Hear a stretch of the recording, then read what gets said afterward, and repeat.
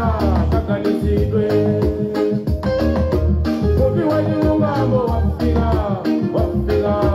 wafika isinde kakanizidwe Malawi zikololembera tajiri yonse mutikomo mabiri migodi nyanja misinde Pomana ngatisaukira ndi chiziko cha chilengedwe kusinza kakanizidwe Malawi zikolodalisika matuwo yankula chiyankhulo chimodzi olimbika ntchito kugwira ntchito molimbika kodi dziko likusaukira nje sanje kaduka Malawi zikololandira misongo kunzika zochuluka ichifukwa ndingi tikulandireni ya Malawi nonse kulikonse kumene muli mwamambo mwachikhalidwe momodzi wathu timapereka moni tiyambire kumwamba kukumpoto kuti monire muli uli mwatandala uli tidzitsika pansi apo mwachoma bwanji mwaswera bwanji tusindire uli kumawa tuswerere uli chigwa chathu chachire mwadokera tani kumapiri athu kwa zipatso zokongola kwambiri zinanazi tikupatseni moni mosedwa maiko onse malira Malawi kunja konse kumene Malawi tili tikupatseni moni muziyankhulo zonse zimene mukuyankhula kumeneko tikupempheni kuti muphunzire ziyankhulo kumeneko chifukwa Malawi akubwerayo ndi Malawi wa Pan-Africanism kumene tidzalola ziyankhulo zonse za maiko tidziyankhulana chifukwa Africa ikutsogoloko adzakhala mmodzi potero nkwabwino kuphunziratu ziyankhulo za maiko ena onse Chiswahili, Chizulu, Chitswana, Chisutu, Chiarabu kutsogoloko, Chimandingo kumwamba uko, Chiyoruba ku Nigeria kuti Africa yakadzakhala kuti tamuwandikitsa kukhala mmodzi Amalawi tidzavutike pofuna kuyankhulana. Lero lachiwiri pa 26 September tabweranso ndi ndondomeko zathu zomwe timachita pa chipani chatsopano chimene chikubwera chimene chikuzokhala chatsopano m'dziko muno koma ndi chipani chakale chifukwa chimene chikudzutsanso Africa wathuyu kuti akhale mmodzi komanso adzidzikhulupirira yekha. Ndiye kumalawi kuno khalidwe limene likubwera ndi chipani chatsopano cha Muvi Wachilungamo Revolutionary Party. Amalawi tikamabwera pano kwambiri kumakhala kuti ngolimbikitsana mtima kudzutsana mitu ndi nzeru kuti tisayiwale kuti anthufe tili ndi ntchito yayikulu yofuna kuti Malawi wathuyu timtembenuze ndipo ameneyo sangatembenuzidwe ndi maiko akunja kapena azungu kapena machina kapena amwenye ayi adzatembenuzoka tidzatembenuka zatembenuza tokha. Ndikupatsani chitsanzo mdziko mwathu muno muli amwenye amene akhala mu zaka 99 zapita kapena zaka 100 koma muzathu timachitasi mwenye sakhudzidwapo iye amayang'ana yake business ndi malonda ake zake zikamamuyendera amathera kumbu koma zikafika pote ndikonze dziko sayankhula sikuti akamwalira mwenye wapita ku India kapena apita ku Pakistan kapena apita ku Bangladesh afera laikira momuna koma iwo amayang'ana zawo kulimbiko mulilongwemu kapena mblantayimu basi ndiye kusonyeza kuti dziko lathu langatalitembenuze si munthu wobwera koma anu akefe. Ndiye ife ngati Amalawi tikuyenera takakamiza amwenyewa kuti ngati muli nzika za muno mwabadwira muno tiyambike tikhale limodzi kukonza Malawi watsopano chifukwa zakuno zingachitika m'dziko muno zikukhudzaniso inu amwenye zikukhudzaniso inu azungu zikukhudzaniso inu anthu kubwera ndiye tichita limodzi osatisira tokha potero ntchito yonseyo ndi ifeyo fumbi ndiwo mwini. Lero tabwera ndi mutu wathu wankhani kuti maphunziro inali njira imodzi chinali chida chimodzi chimene chimabweretsa chitukuko chimene chinene kubweretsa chitukuko m'dziko koma maphunziro adzatembenuka lero akhala ngatino ndiye chisokonezo ndiye kubwezedwa mbuyo ndiye umphawi m'dziko mwathumu.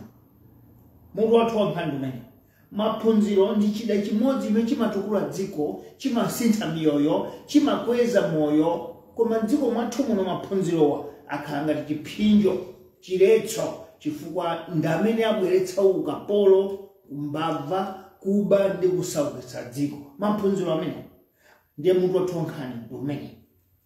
Izi tikuziyankhula bwanji? Titalandira ufulu mu 1964, kuyambira 64, 68, 69, 70, 71, 76, amalawi onse tidakhamukira, tidakhudzidwa kuti kwabwera sukulu ndi aliyense khomo ndi khomo tikaphunzire sukulu.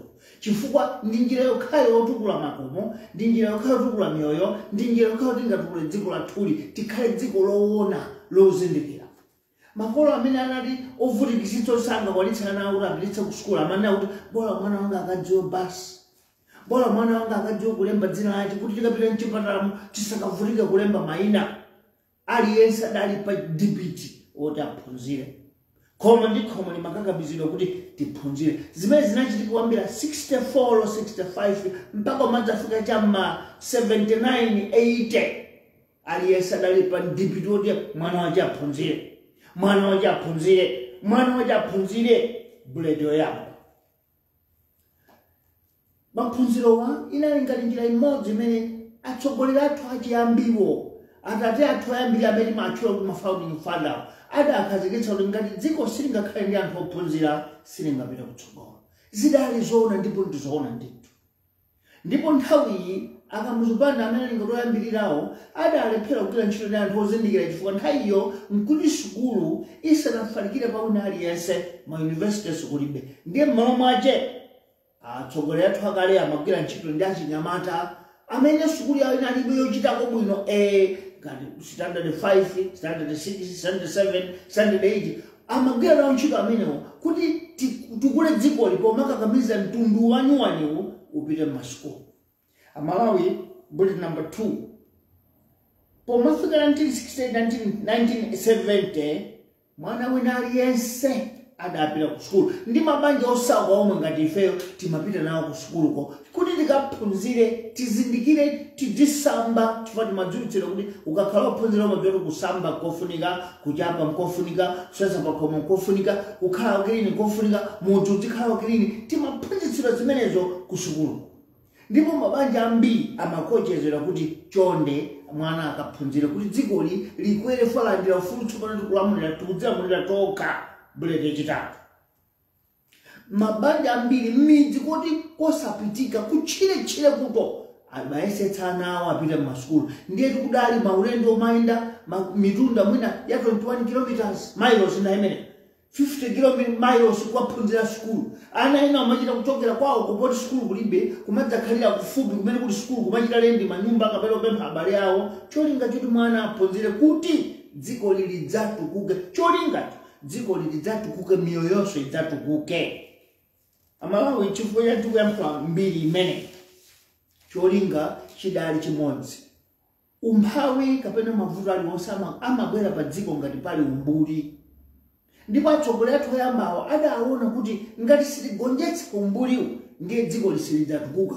Pamene amati pogonjetsa umbuli wina aliyense apita ku sukulu.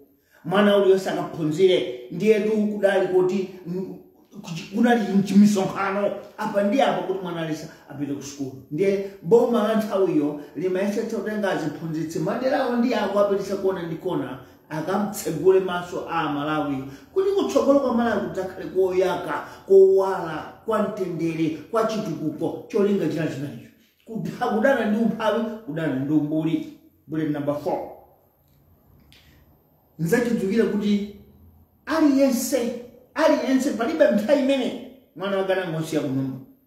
Kunali ena oti amatsata zinamwali, analitsata ngati adzathu achiyawo, ana oti amathamangisira ku chalichi ya Chisilamu. Nawonso anakweza kuti tapita ku sukulu ya boma, titaona kuti dziko lathu likwera bwanji. Amalawi lero tiyankhula mokhumudwa kuti ntchito yabwino imene ijayo lero sinapindulire dziko. Sukulu ija imene imayenera kuti dziko likanakhalire pena paja lero, fa sukulu idayamba kale lero. Ndiye kunadzamangidwa ma university pamene poona kuti boma limayendetsedwa ndi anthu osapita ku university. Ndiye kunadzamangidwa ma university, ndiye kwamangidwa ma university ambiri. Ndipo kuyambira tsopano cha 1993, 94, 95 kumafika chaka cha 2000 lero gwira ntchito mboma aliyense amene okhala kuti ali ndi degree analowa koma university ndipo ndi munthu odzindikira mwina anakaphunzira mayiko akunja. Chodabwitsa nchoti kufika tsiku la lero Malawi momwe tiona akadakhala ali pamwamba padenga pa chitukuko, lero Malawi wagwera pansi. Chodabwitsa nchoti kodi n'chifukwa cha sukuluyo kapena chachitika nchani. Pali nthenda imodzi yoti ku sukulu kuti tapita tidakaphunzira kuchina kuti ukakhala odziwa iwe ndiye kuti iwe zilizonse umazidziwa. Ukakhala odziwa iwe ndiye kuti chilichonse ukhoza uli ndi mphamvu kuononga dziko. Lero anthu ophunzira adetsa dziko likuyambira tingwambira chaka cha 2004 kumene khadi professor ali president. Bwera 2012 kudzakhalanso ndi doctor ali president. Kudzabwera 2014 kubweranso professor. Kubwera 2020 kubwera doctor. Ni mutsatira wake doctor onse olowa khomo la university.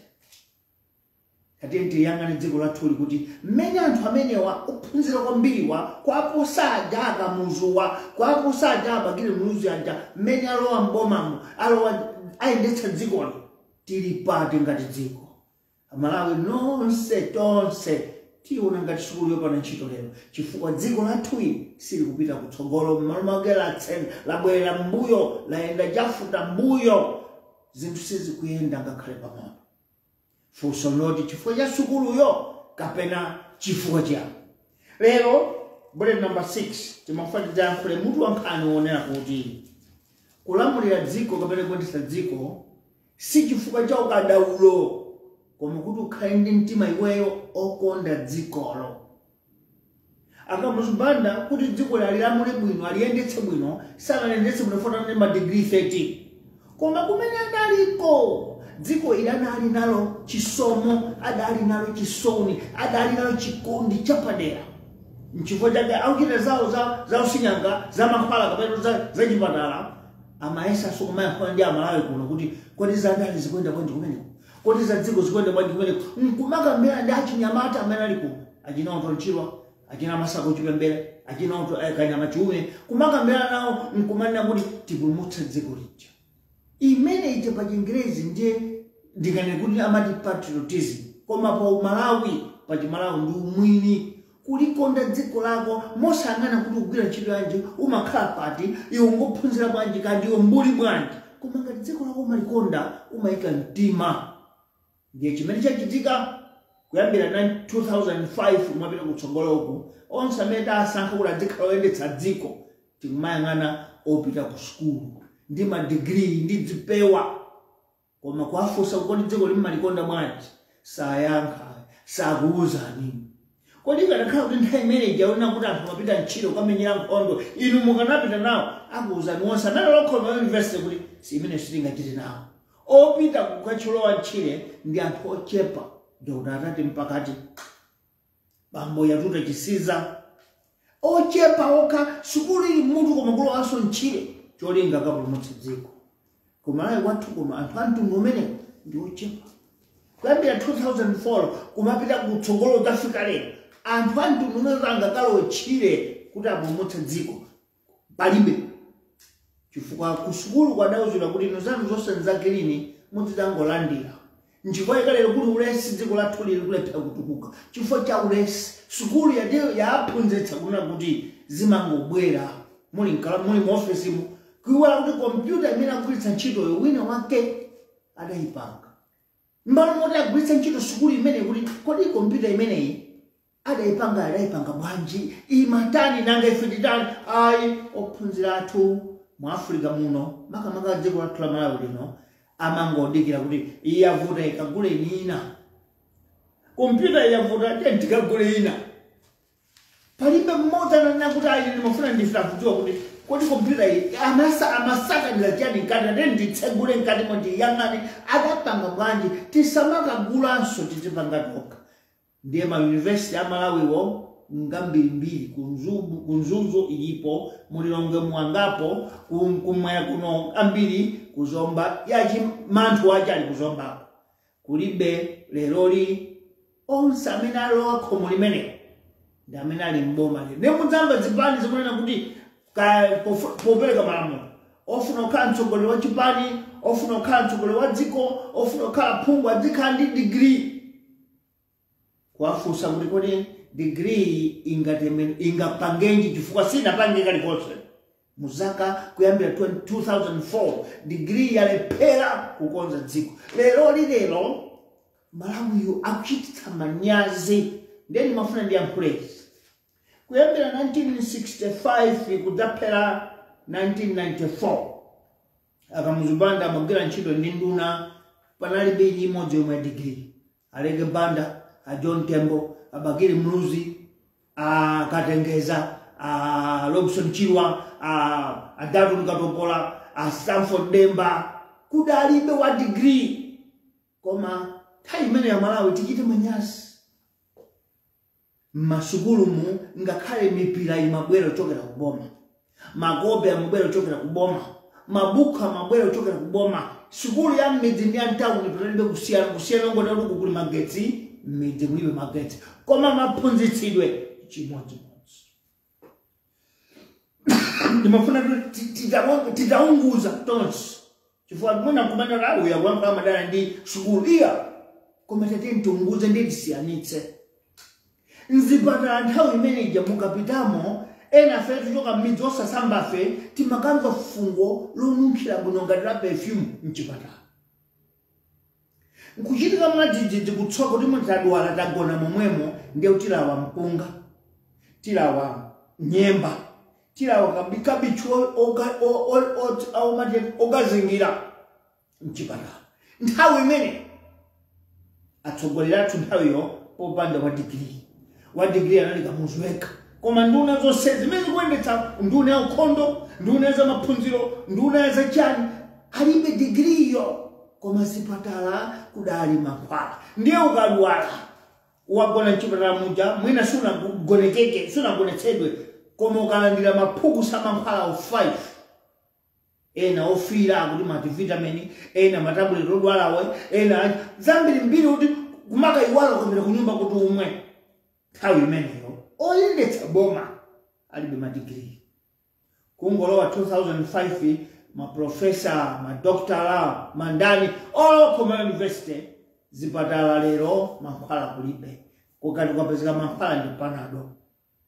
Masukuluwa simungandire magobe lero makola kuziro ndimuzilipira sukulu chifukwa aziphunzitsa kulandira bwino kumuyang'ananso mphunzitsiyo dzanalo nthawi imene yamagona nyumba ya sukulu yomangidwa ndi boma nyumba ya mphunzitsi. Kumalemekezeka mphunzitsi. Lero mphunzitsi chimakhala ngati chinthu choti chikutaya nthawi. Ndiye ngati mphunzitsiyo sakusamalidwa kodi mwana amphunzitsa sukulu. Izizo Malawi tisamanena kuti adziko latembenuka. Iya talitembenuza tokha chifukwa chakulekerera ndi kusakhala ndi maso oyang'ana kuti kodi zili bwanji umbeko zili bwanji pano. Chaunonga nchiyani. Sukulu iyi imene yadzapita ndi anthu ambiri nkudzapita mpaka Makoma University tayiwala munthu. Chifukwa lero timangoyembekeza ndikalowa muoffice ndikapeza computer yopangapanga ndikapeza manjosi zilipo air condition yapo basi ndidzichita mafigures. Komatu ntchito imeneja ndi ntchito nina kuti yophunzirawe ndamene onene kuuza ena onse kunsi uku kuti ndisalowa muoffice mutini ndipike. Tichite zooneka kuti imene tikhala muoffice muno uko kufactory kuzochitika zikuchitika kuma makina akugwira ntchito dziko kuminda kwa anthu akulima masukulu akuphunzira bwino ndipo nzipatala mankhwala alipo. Ndiye kuti iwo ndiophunzira. Lero li nzomvetsa chisoni ndipo nonse muvomereza kuti koma ndizoona zaonongeka pati. Zaonongeka ponena kuti sukulu tayiona ngati chida chongolemerera osati chida choti pangitsa kuti tichangamuke tidzipanga tokha. Lero tiliyo manyazi kuti akamuzibanda amagwira ntchito ndi nduna za standard 6 aibodi bwanani. Anthu oti sukulu yawo ndioperewera koma akagwira ntchito boma limenelo kumapezeka chilichonse ku department ku nduna chilichonse chinaliko. Ndipo nkhale misewu midzimu timatha kulima tokha nthawi yofuikira. Nduna zake zosaphunzira opanda degree.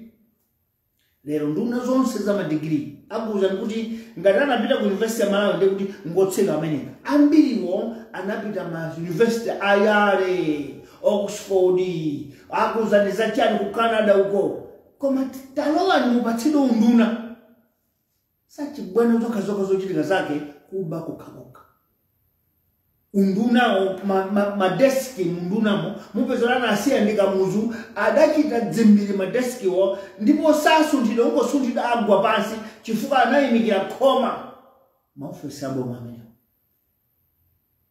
nduna yache yophunzira kwambiri kwati tidane ndi sukulu ikapa tidane ndi anthuwa tidane ndi anthuwa chifukwa sukulu yomweyi ndi imene tinkayikhamukira tonse m'mbuyomo ndipo yatidzutsa tipangitsa kuphunzira kuzindikira kusamba ndipo ena amene ankakamiza ngati akamuzubana ankanena kuti dziko lophunzira limene limatukuka koma tsopano titaphunzira lero dziko liphera kubanja dziko likutukuka funso limenelo Malawi aliyense adzifunse kuti chalongeka chiyani m'malo mwake lero sukulu ikudedwa pamene sukulu siyoyipa mayiko anzathu sukuluyo yathandiza kutukula dziko mayiko anzathu zachuma zikuyenda bwino chifukwa kuyendetsawo ngophunzira mayiko anzathu za ukhondo zikuyenda bwino chifukwa kuyendetsawo ngophunzira mayiko anzathu za dziko zikuyenda bwino chifukwa kuyendetsawo ngophunzira kwathu kuno zaonongeka pati kuti tikulephera kuti ndi sukulu ndi madigiri koma unduna tikuyendetsawo ovutika department tikuyendetsayo yovutika dziko tikuyendetsayo likutsetsekera kudzenje nthawi zonse Amalawi lero sinofuna kutatsa nthawi ndi mawu awiri okha musaka chaka cha 2020 pamene tonse timakangalika kuti boma ili kulephera profesawa tikuvomera kuti sukulu ilibe ntchito chifukwa uprofesawo alephera dziko 2000 kwacha ngati ndalama yathu yayikulu kwambiri nayi 2000 kwacha ndipo kaja amati ka inflation kamene kamapangitsa mitengo dziko la kapene chitsika kadali namba imodzi 9%. Ndipo nthawi imeneyi aprofesawa ndi sukulu yawo ndi anyamata awo amakhala ndi ndalama zogulira katundu wa dziko lino ijamati import cover ya mezi 6 theka la chaka koma tinkanyinyirikabe kuti dziko silimatera limafuna lidzikhandiza chaka ya thunthu lidzikhala ndalama zosunga ndiye tichotsa amene tikena ophunziranso zaka zitatu lero Malawi tikulira tikuyang'ana kumbuyo pamene moyo umafunika mudziyang'ana kutsogolo simudziyang'ana kumbuyo tikayang'ana kumbuyo tikuti bola apo nthawi imeneyi chifukwa chake lero tikumva kuti tikatiyang'ane ndalama zimene zimagula katunduyo tilibe nkhale za sabata imodzi tilibe tikati tiyang'ane mankhwala mzipatala ndi mmene ana zinali nthawi ya boma linalija mankhwala kunalibiretu lero kulibira zaka zitatu boma latsopano la anthu ophunzira masukuluwa ndiye leroli ambiri andalamawo makamaka amene agwira ntchito ophunzirawo ana awo onse ndi nduna ndi ma principal secretary ndi ma director ana awo apitisa sukulu ya private iwo agwira ntchito kuboma ana awo apita ku private kwafunso kuti ndalama zimene mandira ino zikwanika kuti mudzitha kutumiza mwana ku private school from grand ya boma moti mulibe ndalama zambiri koma tapita mukazame mukamva kuti sukulu ija tsopano ikugwira ntchito posintha mafiga aboma kuti iwo ana awo apite ku masukulu apamwamba mwafunse kuti bwanji mupanga yonja abate ndikuyang'ana moyo wananga watsogolo langa nangawa akukupatsani ndalama anthuwa moyo wawo mukuwaganizira bwanji popanda funso limene dziko lathu ili ngati silitipasani mafunso ovuta critical okhwima ngati amene kumpatsa kugwira ntchito mboma tisiliwale kuti dzatukula ndikupatsani chitsanzo lero likuli mlandu kukhoti kuja kubwera funso lina kuti tipatseni umboni onena kuti Saulos Chilima amene vice president adaba ndalama ndipo ndalamazo zinakhudzidwa ndi mbali imodzi ya department ya kwa asilikali asilikali akunena kuti nkhani zake nzazikulu kwambiri zoti chitetezo chikhoza kuonongeka tikazitulutsa anthu ophunzira amadziwa kuzemba poyankhula kwambiri koma kuti ayiwala kuti kungoti abise chinenso chimenecho ndiye kugwa kwa dziko chifukwa pamene pakatangale sangathe katangale angathe titatseka maso anthu tikonera kuti kaya ndi president kaya ndi mkulu wa nkhondo kaya ndi vice president avumbulutsidwe tidziwe kuti ngwakuba pamene chili chiyambi ndiye kuphunzira kumeneko koma sukulu alero amakhala kuti awawa osaulula ndipo nkhani zimene zosaziulula chifukwa mubisalire ponera kuti nzogula zida za nkhondo ndiye zida za nkhondo sayankhula pa wailisi zida za nkhondo sayankhula mkhoti zida za nkhondo sizingapite pa news ndiye chifukwa chimenezo tatseka ndi kuseriko koma tidziwe izi kuti pobisa zimenezo tikubisa zilombo zophunzira kwambiri zimene zikuononga dziko akamuzopanda akadakhala lipo mwina akanagwidzenga anthu ambiri chifukwa iwo amene kuti kayo ngophunzira kayo ngotundwa koma ngati wadya ndalama ya Malawi ukalo kumikuyo koma dziko lathu anthu ophunzira ali ndi mfuto lina kuti amene kuti tidzikana kumbuyo chifukwa klasi yathu anthu ophunzira ateni amagwezana tokha ndiye mwaone ana awo osongera ntchito kuboma ana aphunzira pa sukulu akunja a private yolipira boma koma kodi boma lili kupanga chani choti ndalama zidzichuluka kuti ananu adzipeleke ku private school palibe msonkho wa Malawi akadwalanso olipira msonkho chakuntenti khazike ni moyo kuti akhale mpaka zaka 60 ali moyo adilipirabe msonkho kuchipatala kulibe mtundu wa anthu ukuzunzika boma la anthu ophunzira likunzunza mwakabisira chifukwa chakatangala Amalawi kuonjezera pamenepo ngati mukumbukira bwino tikumva kunena kuti mwezi wa Mawa boma ilatha zaka zitatu ili litabwera kutapeza ndalama ya 2000 ya pepala imodzi ikudandaula kuti chuma nkugwetsa kumeneko 2000 kwenye sika la pepa atangubwera kuti miyezi itatu adatulutsa 5000 ophunzira awiri onse anyamatali zipanizo 8 songa zikula mfanze wambiri lero tukumva ripoti kuti yayi mwezi wa November 5000 eje ya chepa akutulutsa 10000 ya pepa limodzi pamene tonse timanena kuti tiachotsa profesa wa tiinge kwa anthu ophunzira bwino wa nkuti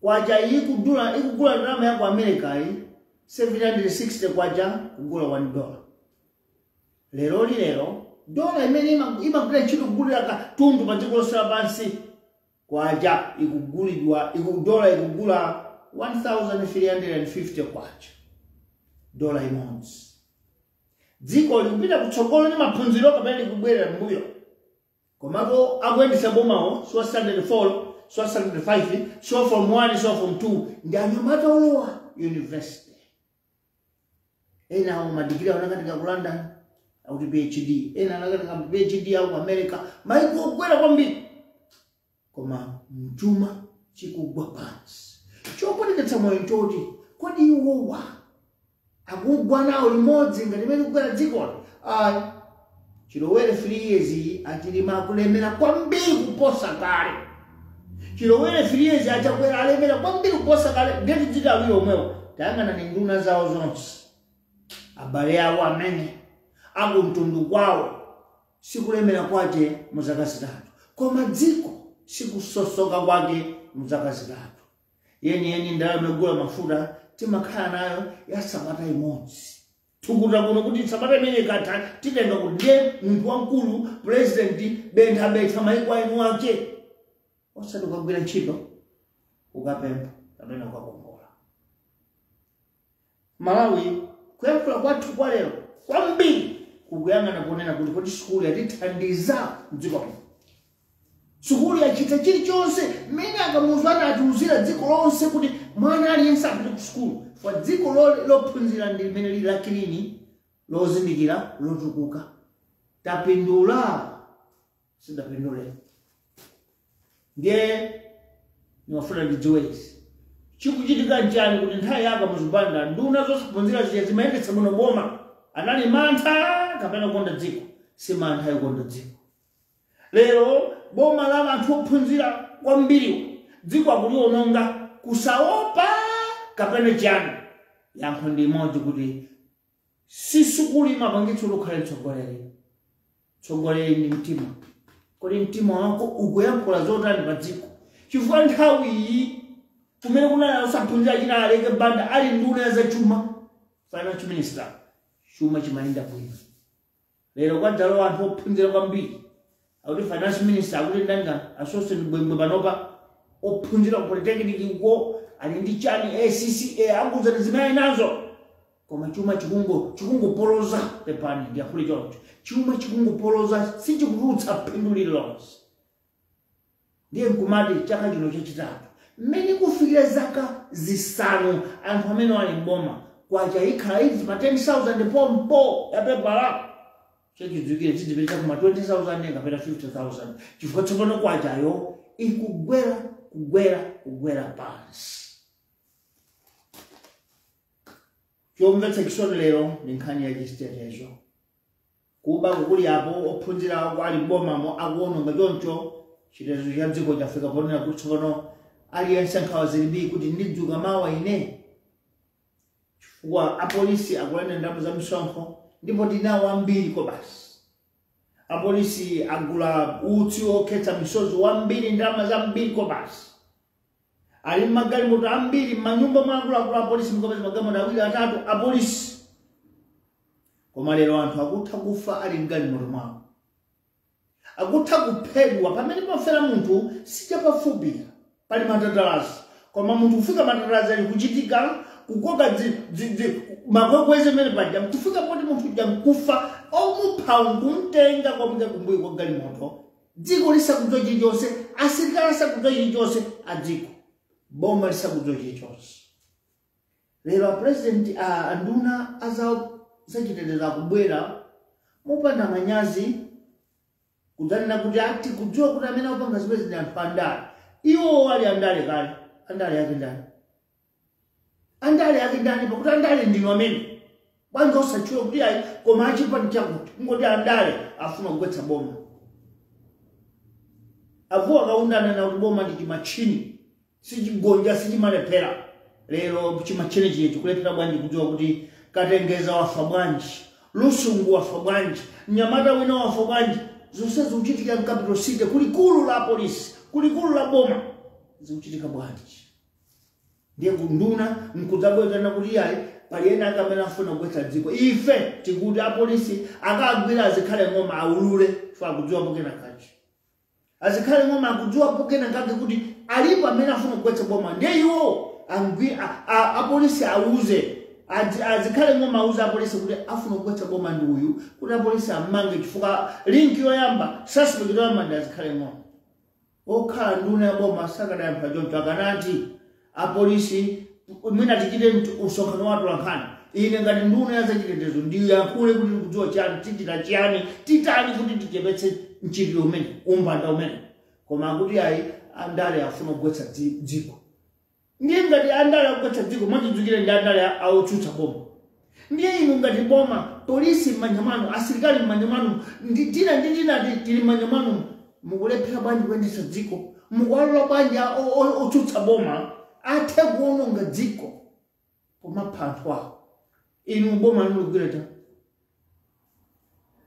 kuseku ndikuswa tonena azikhale ng'oma. Ife tikanangonena kuti zati chimwa monene chilungamo kuti zativuta boma likutivuta kuti yendetse chifukwa tatanganidwa sikusiti kuzotigwira chake. Ndiye ife timati nthawi zina dziko likadzafika kuti mguliondo lafika potero osataya nthawi ndi kumakakamira bendalezi itanitsani msonkhano. Akuluakulu dziko lindi lathu tonse zipani zonse. Tiye tikadzikise boma loti tonsefe tikapo mawu athu lumina tipulumutsa dziko. Tisalilolere kuti liloboshoke mmene kuboshokera. Koma chifukwa cha ndale zikatero munena kuti ayi achakwera alephera boma lino alephera ndiye mwina kuchita chisankho. Iyayi maiko anzanu ena zikafika potero amayitanitsa government of national unity. Chifukwa mukulephera amayitanitsa boma la anthu onse zipani zonse zibwere tikhazikitse boma lathu pano. Cholinga kwatsala kukuku mizimu ya anthu isatayike mmene kutayikirawo. Chifukwa ngati boma likulephera kufotokoza kuti chikuchitika nchani kwafa anthu osachepera 204. Koma boma silapereka pa report kuti ifa ija ifufuza ndiye tapeza kuti idaichika motere ndipo amene akupha anthuyo mmodzi amene kumganizirayo ali mkati kulibe. Lusungu wamwalira pali chimene tikudziwa boma sinayankhule chilichonse.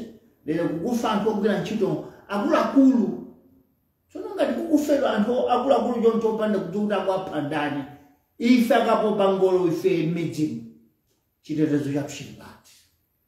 Leroli dziko la Malawi anthu akumatha kubwera kuba transformer yathu transformer ya magetsi kuba ndi kuthawa nayo dziko limene loti kuti boma ndipo kuli apolisi transformer ya magetsi si chinthu chamasewera ya cholemera choyamba komanso chinthu chonalo chimakhala mmwamba koma anthu nkubwera ndi kutitsitsa ndi kutenga kumapita dziko lili chikhalire asilikali alipo anthu alipo kuli neighborhood watch alipo popanda wina aliyense kuyankhula chilichonse nkubana kuti dziko la mtendere anthu ophunzira ine ndi kuchallenge lero sukulu imene ankanena akamuzo chama 1960 umuja si undu mbanda undu chigawenga si sukulu solo ndi aliyense amene degree yache aligwira ntchito mboma atayamba kudzuka kuti tichite manyazi anthu osaphunzira atiseka fasi kuti onse anaphunzira akamuzo anayankhula kuti aliyense aphunzira koma si onse anakwanitsa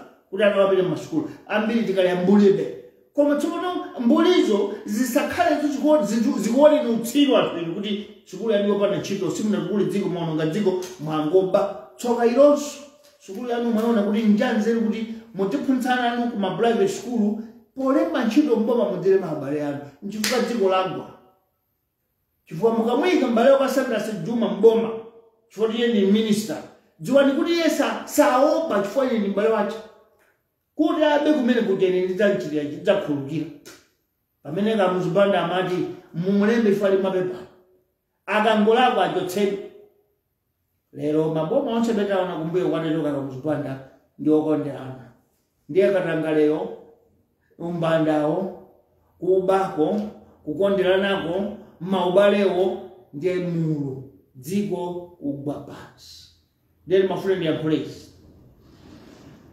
ngakhale amalawi ambiri ali mayiko akunja sindi kubuma bwino pakuti si kwathu zikanakhala bwino tili kwathu zikanakhala zokoma tili kwathu koma mchitidwe ukuchitika uwu ndi woyipa muchita manyazi nonse amene muli ndi ma degree yanu mukuti ka PhD mukuti ka chani muchita manyazi ngati muli pambana uboma chokhumudwitsa njoti zamasukuluzi muzichita muli mboma nomwe mukakaghala ntchito mukakagwira ntchito pa Assemblies of God mumayendetsa bwino foti mukumopa mumwachi nomwe mukakagwira ntchito kwa Airtel ngati manager mumayendetsa bwino mpaka maprofit foti mukumopa mumwachi koma mboma mulikabe mamopa namva ina kuti ntchito ya mboma simata mtima umene oti ntchito ya mboma sita umene unonga dziko lero dziko ili likulowa tsopano ujama ndi bankrupt Malawi akulowa bankrupt kuti kukufika kubasi tiko kalipereka mmanja mwa anthu ena adziti yandetsera mwachidzukire ikha China chifukwa kumene kuli kophweka ndiye mudziwe izi pamene China itenga Malawiyu apolisi akhala China asilikali akhala China tidziyankhula chi-Chinese iso umalawi wonse uti ndi manja athu chifukwa chakuyang'anira sukulu timafuna tiyankhule kwa amalawi wonse kuti tisadenge sukulu ngati chipinjo tisadenge sukulu ngati chitonzo titenge sukulu ngati mdalitso otukulira okwezera moyo koma mzaka zimene anzathu alowa maprofessors sukulu yakangati chitonzo chifukwa ndimeyambulitsa katangale kukonderana kusankhana mitundu kugawana zigawo komanso kuba palibe aliyense akwima mwana dzikoli ndilanga ili lisalibere ayi imakhala ntchito yosolola anthu ophunzira muchite manyazi chifukwa ngati simuchita manyazi kubwera anthu osaphunzira akusese adzayendese boma laka muzipanda kuti olemba ntchito adzikhala kuti iyeyo ali mchikondi mdziko lache ali ndi chisomo mdziko lache osati obwera kudzamba kuti ambera munthu osauka tifuna mzipatala mbwererenso fungo labwino osati lero kuti kulowa mchipatalamo fungo lakelo khanga kuti uli toilet kali ya mmidzi chipatala achilamo munthu mmene tapita ku 5B ukwinzi ku 3B ukwinzi ndi anthu amene tikuasuka kupereka pene zirombo ngakhale ku ng'ombezo ku veterinary sizingakhale choncho zifu zonsezi kuchitika fucha atsogolera athu ophunzira amene alakwitsa asungunula tanthauzo la sukulu chifukwa cha umbanda kaduka ndi kudzikonda si sukulu yawo nonga koma mtima wanu ndipo ndi mukudziuza kuti ngophunzira ndinu ndiye mukungoonongera tsopano kuyipitsa dzina la sukulu. Akamuza anati sukulu itukule dziko ikweze miyoyo itipatse masomphenya. Lero masomphenya kulibe tingogawana zakatangana. Pachifukwa ichi tifuna tiuze amayi Yolamu aku polisi kuti imfa zikuchitika izi amayi Yolamu mudatiyankha ngati dziko anthu akufa bwanji. Nchiyani chachitika? Kudalapita Mutharika kudafa wamkulu wina wamwale timantinanamene uja adawotchedwa uja zinali la ndale zinadzazindike kuti amafuna kuthawitsa umboni, amafuna kubisa umboni. Lero Lusongo wapita umboni palibe, mayi wina waphedwa mgalimoto palibe umboni, uyunso wapita ndiye boma anali kunena kuti alipo ena afuna kugwetsa boma. Mufuna kuti mugwire nokha mabwetsa asikali dziko lina ndi asikali anu bwanji dziko likugwa bwanji imfa zingopitirira. Tiuze ni bwino dziko lifuna kudziwa chikuchitika mchana apo bi mudzigwiritsa nokha chifukwa dziko tsopano lidziwa kuna kuti ndi nomwe mukira zimenezi nanga azikhale ngomadzi obandi kuti alipo ena afuna kugwetsa boma. Ndani angafuna kugwetsa boma dziko la democracy ngati zipani za DPP UDF chathu chinkhale sichinalembetsedwe ndi zipani zina zikudziwa kuna kuti chisankho chibwera 2025 mpikisano udzakhala wa 2025 osati wina angagwetsa boma mwadzidzidzi. Muzuze bwino azikhale ngoma zatani pamenepo mukuyankhula chani? Chitetezo cha dziko nchofunika kuposa china chilichonse. Fundo yomaliza tifuna tizule nkhani ya fetereza AIP. Boma latakhala zaka zitatu lili papano chaka chilichonse limalephera mfundo ya fetereza. Koma mayi wonse anapusitsidwa kuti votereni ife tidzapereka fetereza kwa universal khoma ndi khoma, munthu ndi munthu. Lero nkhani ya fetereza imakhala yovuta nthawi zonse. Mboma lathu la ife tikuchotsa izi za ndalesi zokhudza ndi zakudya zokhudza ndi chitukuko sadzalowe ndale. Fetereza adzakhala mtengo umodzi kuti aliyense adzakwanitse. Zona kuti kudzapatsidwa mayiba kuponi udzaperekera fetereza wachani kulibe. Boma la ife loti boma litenge musabuside ku fetereza oti wina aliyense chifukwa dziko lathu limakhulupirira kulima wina aliyense akhale ndi kuthekera kuti akakwanitsa kugula. Koma zoti kabalika mtundukawa banja lakuti ifuna mavoti ayi mavoti omafunira bodza ayi ndiye AIP kuandikayi mwezi uno omaliza. Fetereza ayo kuti kumene angachoke kwa ine kuenda pa sitima ali masiku sati chakuti ali madzi achokenso afike pa tunda ali ndi masiku sabata zitatu zinayi matraja akwa ayendi kuchoka ku Beira ku Dar es Salaam ku Avusi Bay. Ndiye mvula idikirabe inu achipani ndale za bodza amalawi titsegule maso sizingatikulira dzikoli. Lero noti titsegule maso tonse tiyang'ane kuti awa kuti ngophunzira ngabodza si sukulu kuba awa kuti afuna atipatse fetereza olera ngabodza angofuna mavoti aunonga dziko. Amalawi tentijuke tonse tsopano tikonze dzikoli liyende msewu wake kuti mizimu kumandako yaka muzipanda yaka kucha kufo jihana yata atachisiza amasango chipembere auto nchirwa itinena kuti dziko lichisola likuenda kuno. Koma pano kulirako kumandalire amoyo fetilire dziko likugwa. Kati ntijuke munali ndine bantu Sambas Juma mukhale ntsiko pambana tiona naso wiki yomwe fwa ino ndi wiki taike ngabwino lachiwiri lero tibweranso pana Sunday kapena Saturday. Takuyamika nonse Mulungu adalitse dziko lifo dziko ili lodalitsika ndithu dziko la mwaili dziko lodala ili chabe tili ndi anthu amene tikuwakhulupirira olakwika chifukwa choti ali madigiri ali njani alibe chisomo alibe chikondi ziko kwambiri.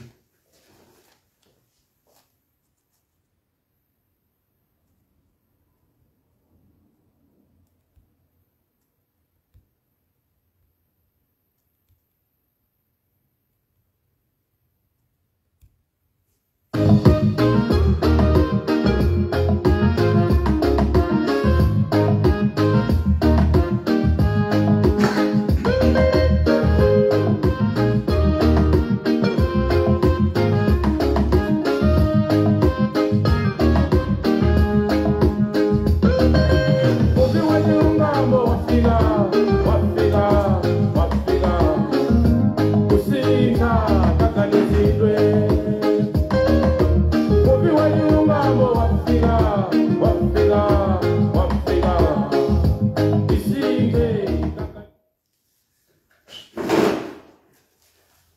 As per our culture, as per our tradition, let me greet you all in all the languages that we speak. Because this country is a country of one people, regardless of what tongue or language we speak. But to show that we are one people, we always greet everyone according to their tongues. Monire monire, mwatandala uli, muli uli, mwachoma bwanji, moni moni, mwaswera bwanji, muli bwanji, tusindire uli, tuswelele uli, mwadogera tani, mwaoselwa. In the largest province in the diaspora where many Malawians are, let me greet you in the languages that you speak wherever you are. Fellow citizens, this is Muvi Wachilungamo Revolutionary Party News Bulletin for the week. And today our topic is education no longer a tool of development, but a tool of destruction.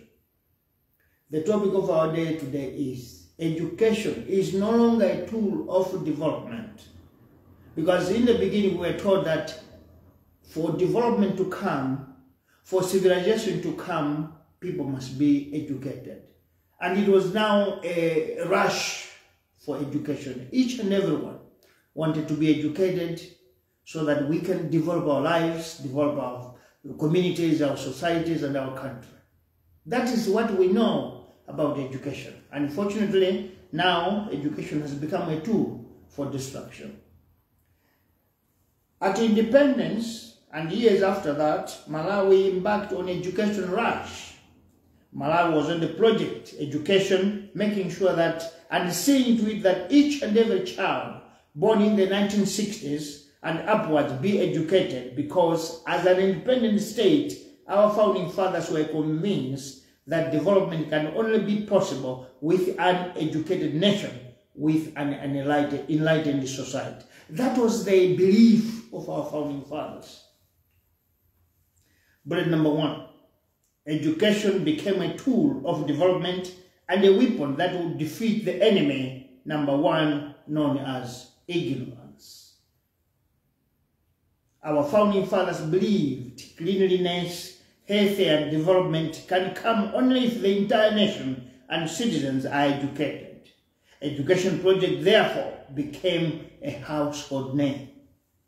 Some of us that were born from rootless backgrounds had to embark to try our best at least to go to school so that we could meet the agenda of the new government.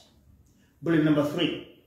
By 1968 upward, up to 1970s, education became a model where a homestead that has no child going to attending school was demeaned, and there was no household or family that left any child to stay at home, because it was now like a threshold. Everyone must go to school. Bullet number three. Families in the remotest villages and countrysides were proud to send their children to school to obtain some kind of degree or a variety or a step or some kind of standard, with a belief and an assurance that once you enter in a classroom, you are one of the modern people, you are in a modern society where ignorance is defeated. We believe that ignorance, laziness, and dirtiness was because of uneducation. When you are not educated, you wouldn't know how to bath, how to clean. There was no civilization at all. Therefore, each and every family in the 60s, 70s, and 80s embarked on an education project, making sure that their children had to go to school for development. For development. I want to repeat, for development. Bullet number four. Many families and communities realized and emerged to start investing in education of their children. And so many families made sure that no child was left out. True to this project, the number of uneducated children reduced and there was transformation in our society. Malawi transformed because each and every mother, each and every father wanted their kids to be educated, to learn, to know, to be enlightened. Bullet number five. the primary objective of education for development dwindled 40 years later. The primary objective of development went down, fell down 40 years later, from the 60s. During this formative period of the 70s to 80s, it was difficult and impossible to find civil servants or state administrators with better qualifications. It was difficult, which resulted on the government running with those that had at least reached standard 4, 6, or 8 by chance. Bullet number 6. Founding president created a nation and crafted a development agenda with civil servants and ministers, principal secretaries, directors with no education at all, because by the time it was hard to find graduates as the country had no tertiary schools or colleges to offer degrees. But I tell you, fellow citizens, state institutions from the executive, parliament and judiciary performed above par with excellence. By that time, government performed above par excellence. There was no corruption, no favoritism, no nepotism, no laziness, no negligence or fatigue in all government offices. If there was any time government performed excellently in serving citizens and be servants of the nation, it's the time of Kamusbanda with civil servants that had no degrees or graduates. Bullet number 7. There was quality education, there was quality health services, schools had books, sports balls, dedicated teachers, hospitals had all kinds of medicines and had dedicated doctors and nurses. Hospital food and facilities were up to standard. Courts and parliament served the nation and people to the best of their ability. That was the time, with uneducated civil servants. Bullet number 8. 40 years later, when graduates started learning government and state institutions, there is upside down of expectations. Graduates, civil servants don't save no more. Graduated teachers don't teach no more. Graduated doctors and nurses don't care no more. What has happened?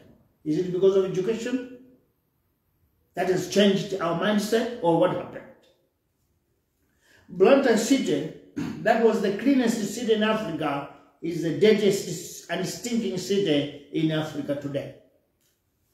Each and every department that those people that worked with Kamusbanda were clean and performing par excellence. Today, after graduates have taken over, everything has dwindled. Services have gone down. State institutions are upside down. Everything is not moving. The question is why? Hospitals that had no smell today cannot be different to village toilet smell. I remember during that time, if you go to Queen Elizabeth South Hospital, that's where you could feel the sense of essence, some kind of good smell. Some of us that could not taste food that was cooked well could taste in hospitals. When you go to hospital, you know that today I will get a good meal. That was the time. But civil servants of the time, from ministers, were not the graduates. The question is, what has happened? What is the change? Medicines that were readily available in all hospitals, dispensaries, clinics are no longer there under graduate officials.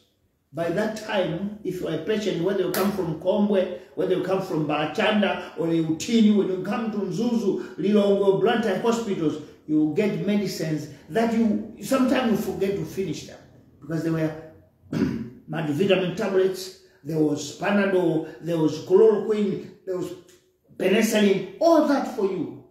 Today, whether you're suffering from cough, TB, HIV, STDs, you get Panadol. The people that are running and manning those institutions are graduates. What has happened? Is education bad? No, it's not. Bullet number 9. Road instructions or road constructions under the educated or low educated officers in the 70s and 80s were solid and everlasting. Roads constructed under the supervision or tutelage of graduates are there only at inauguration. A month or a week later, they are impassable or they are washed away. If they are bridges, they are fallen or collapsed. Bullet number 10. Corrupt mentality, favoritism, mentality of nepotism, tribalism or regionalism were not there during our founding fathers' time. But when the graduates came in to run the government, favoritism, nepotism, regionalism, tribalism are order of the day, destroying the country.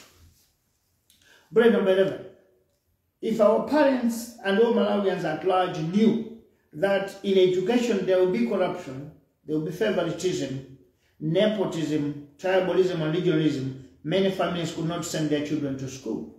Because the true Malawi is the one where Tumbukas marry Lomwes and vice versa. Chewas marry Tumbukas and vice versa. Yawos marry Ngonis and vice versa. Nyanjas marry Senas and vice versa. And both tribes can marry one another. That is the true Malawi. But when we come to politics, every government is tribal, regional, family. This is why this country is failing to move forward. Today we blame education because the practitioners that are practicing these bad isms are educated graduates with PhDs, professors. Bullet number 12. The Malawi that the educated has introduced in government service of nepotism, favoritism, tribalism, and regionalism is hated by all citizens in the country. But the character cannot stop because practitioners are educated and the nation has no word. Because when it's a PhD holder talking, we just listen. Even if he's talking nonsense. Because he's educated, let's listen to him. That's why today corruption is promoted, has graduated. Nepotism is promoted. Tribalism is promoted because the people who are playing that game are graduates, of holders of degrees. So whatever they say is true, which is wrong. That's not Africa. Bullet number 13. Education that was regarded as a tool of development has turned out to be a bad tool and a weapon of destruction. Because they use it now to destroy the country. They are using it now for corruption. They are using it now to make this country poor. The nation, society, and community is about to blow off in chaos because of education today. The people that are leading the country are educated people, but the country is about to blow off into chaos. We appeal, bullet number 14. We appeal to the academia, the intellectuals, and all those who enter into the class to fight off ignorance, to recollect and instead use education as a tool of development and as initially planned and organized by our founding fathers. That's our appeal. The only way we can turn education to be development-oriented is by the educated to recollect, change the mentality of tribalism, the mentality of nepotism, the mentality of hatred, and bring it back as a tool of development. That's the only way this country can change. Bullet number 14. No, the same 14. We can only manage to do this if we all as a nation declare that the educated don't indulge in corruption. If we tell each other that if you're educated, you cannot indulge into corruption, then we are looking at the education as a development tool. We should say the education don't indulge in favoritism. If we say like that, then we'll be able to employ people because of their career, profession. But if we say favoritism must be the order of the day in education, then we are failure. Or our education is got no sense. The educated should not be indulging into substandard facilities. Because today, the most educated are the ones that are surveyors and engineers. But the roads that they do today will only last 1 week. The second week is washed off. Yet, the education that our founding fathers made with the lower educated people Those roads are still allowed. Talk about Dorset, from Nsanje to Kalonga, the road is still there. Now, whatever the educated are doing, they are not there today. Bridges are just washed out. Roads are, you just find dust. But they were tarred last week. Bitumen was put there 2 weeks ago, but it's no longer there. Brain number 15. Let us all as a nation declare that the educated don't hire families in government because they are leaders. We should declare that it doesn't matter whether you are a graduate, you are educated, but don't hire your family members. Don't bring into the government your family, your relatives, your tribe. Because you're educated, you need to be exemplary. Hire because they can be able to do the job. The educated don't entertain corruption because corruption retards development. Education is for development, but if you indulge in corruption, then you are retarding development. So your education is questionable. The educated don't promote recklessness, particularly in civil service or public service. You don't allow corruption to reign. You don't promote corruption if you're educated. Brain number 16. Private sector has appreciated education because all private companies and private institutions have developed their capital into profitable businesses. This is the objective of education, to develop. Now we wonder, the very same educated people, when they are hired in private sector, they perform and profits are seen. The very same people, once they join politics, they use education for corruption, education for nepotism, education for tribalism. What is wrong? Because the government don't have a leader, the owner. Because we wonder, the leaders of today, when they were in Assemblies of God, they performed par excellence, just because the Assemblies of God was led by someone else. So the servant had to perform. The vice president, when he was at Airtel, he performed par excellence. Airtel was now performing with high profits. Once he came into government, it's on the opposite. Public service is dwindling. Brain number 17. In government and public service, education is failing to become the tool of development. Instead, it has become the tool of destruction and backwardness. After 59 years of independence, our educated leaders still rely on aid and donation. As I speak to you, the president of our country, educated as he is in America begging, looking for donation. This is flabbergasting, and it's because very educated people doing nonsense in government uses their education perfectly when begging and speaking good English for them to receive donations. They fail to use their education to develop the country, create a way whereby as a country we can be able to do our own things ourselves. Because there's no way this country will change or develop by using begging money or loans. Never. This is why this country is poor, because our hearts, our education is dependent on begging and donations. If we say, as educated as we are, let us create our own ways of reviving our economy, reviving our nation, it will be just a year or two when we'll start seeing fruits of development. Brain number 18. And what baffles now is that why these people fail to run the government. When they're in private sector, they perform, but when they're in government, they don't. What happened? The logical answer is government cannot be perfectly run just because of education, but qualification of patriotism. We need to have patriotic mind for us to run the government. Running a country has no academic qualifications. Running a country has only patriotism need. You need to have an element of patriotism for you to run a country, not education. Running a country asks for heart and patriotism. Even though sometimes a ball or head comes under, but that man was a patriot. Because despite whatever he was doing in Ghana or London, he had an element of patriotism in our country. How?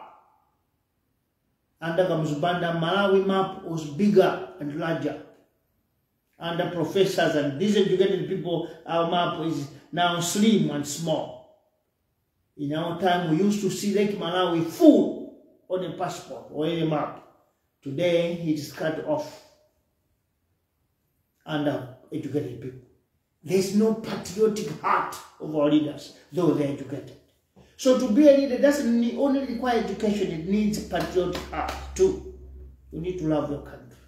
Today our map has just become a slim because it's cut off. This side Zambia has taken, that side Mozambique has taken, this side Mozambique has taken. The other side, Tanzania has just cut off our lake.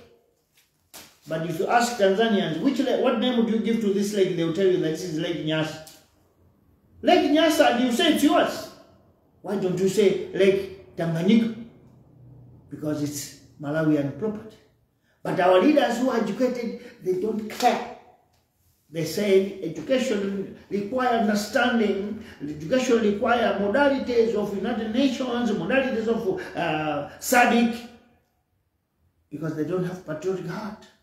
If Kamuzubanda was here, Lake Malawi could remain Lake Malawi. For Malawi. Bullet number 21.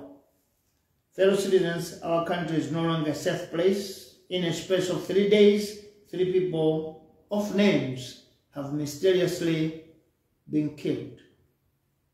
3 days, people of names have died, killed. Government, instead of giving clear reports over what is going on, it is also scared, pointing at politics, that some people want to overthrow the government. The government that's supposed to give us security, to give security to the nation, is also afraid. Is telling people that no, there are people who want to overthrow the government, they are the people who are killing others. We call upon the Malawi Police CRD Department to interrogate the Minister of Security, Mr. Wachilungamo, to explain clearly who want to overthrow the government by killing people brutally. Because this clearly explains that Mr. Wachilungamo knows what is happening. Yet the country is ignorant, doesn't know who is killing people. We are looking for security from the same government, and the government said they can't provide because there are people who want to overthrow the government. Who are these people? Government must tell us. But for us, we are looking at the government for security. People cannot just be disappearing the way they are disappearing, dying in their own cars. If people of cars are dying that way, what about we in the villages? So those of us who are just walking in the path, moving in this wilderness, how safe are we? So we demand that government must provide security to the people. The country has become something that we cannot even rely anymore. Today, a transformer will be stolen. At night or daylight, nobody cares. A transformer for electricity stolen in a country of Malawi. We have a police, we have neighborhood watch, we have a community police, we have Malawi Defense Force, but bigger things are stolen in front of people. Are we safe? We are not. Therefore, for the Minister of Homeland Security to stand up and say there are some politicians. Which politicians? Is the minister trying to insinuate that opposition parties are planning overthrow of the government by killing people? No. The young girl Katengeza is not part of the government. The young boy Lusungu was not part of the government. Why should opposition kill them? Government must explain, or us as a country, explanation what is happening. Above all, what we need is security. Malawians need security. That's why we voted for you, to provide security to us. And moreover, we don't add one single day without paying tax. We don't stop any day without paying tax. We pay tax because we know police will provide transport. But you know what is disappointing? You'll find that bigger people, higher people, have 3 cars at their home state, police cars. One person owning 3 cars of police. When are police going to patrol home roads? We need security, Mr. Wachilungamo. Don't give us propaganda. We need security. Malawians need security. This type of life of people mysteriously dying cannot be tolerated. We need security as a country. Bullet number 22. It is not even a month when a federal system activist was killed in his house. Now, 3 people found brutally killed in their cars. Government, with all appliances of security at its disposal, don't know who is killing people, only to give sketchy information that there are people planning to overthrow government. This is a serious matter, needs state openness. We need openness from the state. Bullet number 23. Malawi is heading towards doldrums. In a space of 3 years, ever since the new government of Tonse Alliance led by Muvi Party came, the country is nosediving economically, socially, and materially. Everything is falling down. The new government came in when our economy could afford 6 months import cover. It came into power when our currency was a legal tender with the largest denomination, 2,000 kwacha banknote. Our kwacha could buy $1, 760 kwacha, $1. Our commodity prices were as low as less than 15 cents to 20 cents of so many basic needs. Our inflation was on 1 digit, single digit, 9%. Bullet number 24. 3 years later, the new government has failed to maintain the status quo. Instead, the country has no import cover of even a month. We only have for a week. That's very dangerous. The legal tender banknote has had shoot from 2,000 to 5,000, and reports are coming that in November there is a 10,000 kwacha banknote. One note, 10,000 kwacha. This tells that the country is slipping down. The global trading currency of the US dollar is now at 1,300, and when that 10,000 kwacha comes, it's going to be maybe 2,000 kwacha $1. Commodity prices have just gone up to 200%. Inflation now is random. Today is 36%, tomorrow it will be 40%. The other day, it's just going higher and higher. Life is just too hard in our country. This is a country run by graduates, PhD holders. One wonders what's going on. Bullet number 25. In 3 years, this country has collapsed and is falling deeper into devastating bankrupt. We are just at the dot to be a bankrupt nation. No politician in the Tonse Alliance government seems to agree that the country is heading into bankruptcy, and if the speed of collapse continues like this, by 2025, this country will fall down. Now, we want to say something as patriots. When things come like this is the moment you call for government of nation unity, so that those people and those ones come together, put heads together, and resuscitate the economy that is at the brink of corruption. Otherwise, if we say that no, we are Muvi's party, this country is falling. And mind you, if you lose the election, it will be a hard job for the new government to resuscitate the economy. When you have failed, or when you see that you don't have any solution, you ask for wisdom from other people. Politics aside, we need to make sure this country develops. Politics aside, we need to do something for this country to come back to life, because 20 million people are at risk. You are with me, Bantu Sanders Juma. Have a great day. We'll meet again in the course of the week. Thank you so much.